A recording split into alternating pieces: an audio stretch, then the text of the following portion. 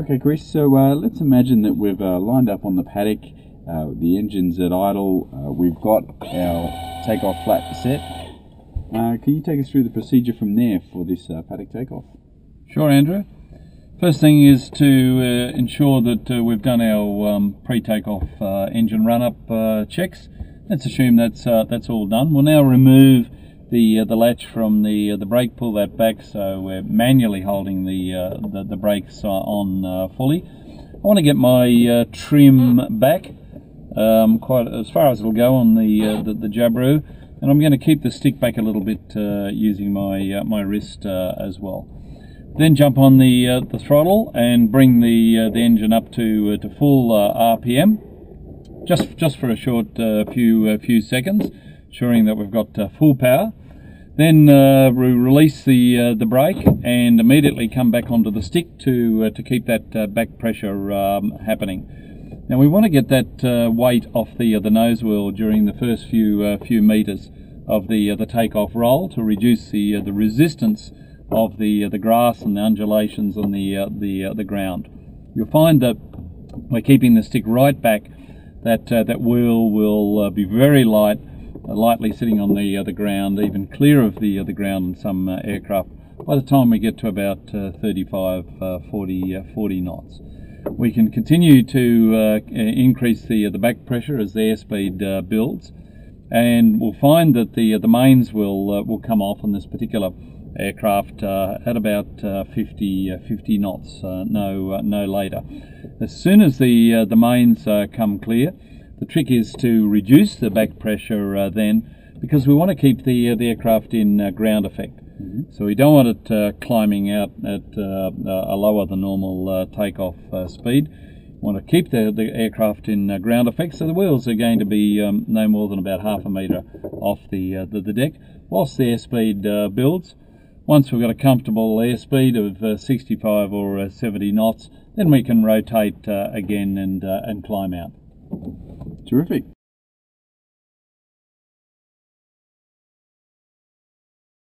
So Chris, today we're going to be landing in a paddock that's a one-way strip due to the slope. Let's assume that we've already done our pre-landing checks. Could you just take us through the procedures from here on in to perform the landing? Sure, Andrew. So we've overflown our field a couple of times to make sure it's clear of sheep and kangaroos. If it's our first time into the field, we've checked for power lines and other issues to do with the topography. As you say, we've done our pre-landing checks. What I like to do is to set up at least part of a circuit. With this particular strip, as you've said, we've got upslope, so we're going to land up the hill, and I like to have a base leg happening, as it gives me a better chance to judge the turning point onto to final, and keep an eye on what's happening on the field without being too far away, which a 2 or 3 mile final is going to produce. So we want our full flap out. So before I get onto the base leg, or at latest on the base leg, I'll have the full flap deployed. I'll be watching my airspeed particularly closely, because short field landing means lower approach, low speed approach on final and relative terms. And of course I have rising ground here with the upslope, so I'm making the judgment as to my descent rate matched against the rising ground.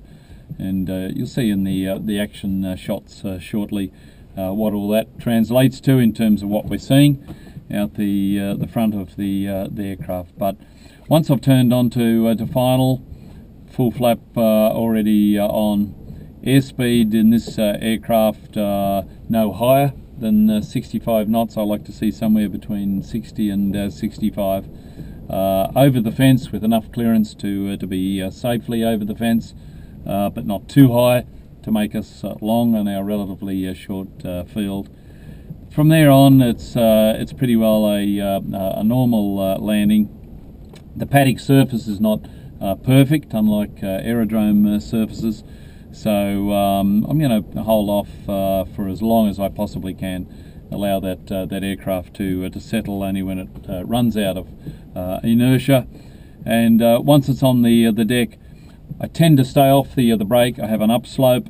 By staying off the brake, we're not transferring the weight forward onto the nose wheel, and I keep full back stick after landing as well. Once I know that the aircraft's not capable of ballooning, full back stick. Why? Again, to keep the weight off the nose wheel, combined with the lack of use of the handbrake.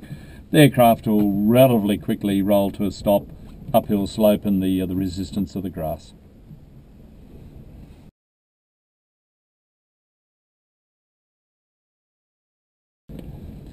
So Chris, I've taken a look at this paddock that we're going to land in today, and I've noticed it's got a downhill slope. Some people might be tempted to try and land on a downhill slope in a paddock. Can you just explain to us why this shouldn't be done? Exactly, Andrew, and it's a really good point, because it's tempting to look at a downslope, particularly if it's into a breeze, thinking, oh, I can get in there and it's not much of a slope. Well, it might not be much of a slope for some aircraft that are designed to be short takeoff and landing aircraft. For these aircraft in the recreational LSA categories, they're very light.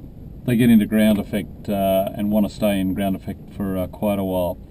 If you're chasing a downslope in that scenario, it will continue in ground effect for an extended period of time. Good chance you're going to run out of paddock, and you're going to hit the fence at the far end. The other factor to take into account is braking. Downslope, the brakes are less effective. Aircraft brakes aren't particularly good anyway in most cases. And you've got the added effect of the grass not providing the traction for the brakes to be effective.